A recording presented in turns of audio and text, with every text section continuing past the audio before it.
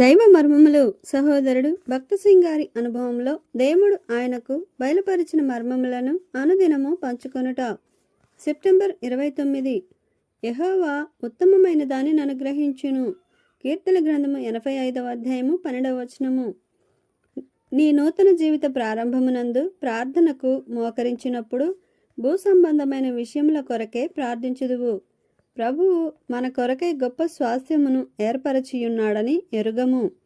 ఒకానొక ఓడలో ప్రయాణము చేయుచుండిన ఒక బాలిక బొమ్మనెత్తుకొని ఓడనావికుని దగ్గర ఆడుకొనుచుండెను.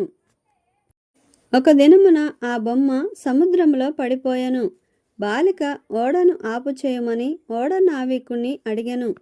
ఏలయని ఓడనావికుడు అడగగా, ఆ బిడ్డ నా బొమ్మ సముద్రంలో పడినదని దానిని తెచ్చి ఇమ్మని అడిగెను. ఒక చిన్న బొమ్మ సముద్రంలో పడినందున నేనింత పెద్ద ఓడను ఎలాగూ ఆపగలను అని నావికుడనెను.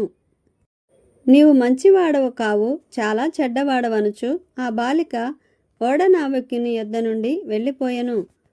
ఓడ రేవును చేరిన తరువాత నావికుడు ఒక పెద్ద బొమ్మను తీసుకుని వచ్చెను.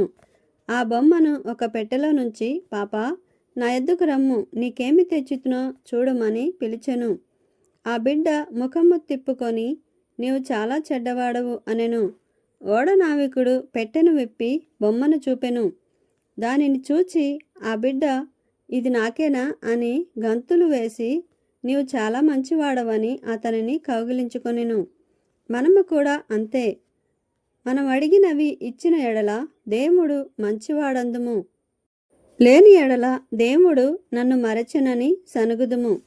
ఎంతో ఉత్తమమైన తేజవంతమైన పరలోకపు స్వాస్యమును ఆయన మన కొరకై దాచి ఉంచియున్నాడు. ఈ సత్యమును మనము నమ్మిన ఎడల ఆయన పిలుపునకు పాత్రులముగా జీవించెదము.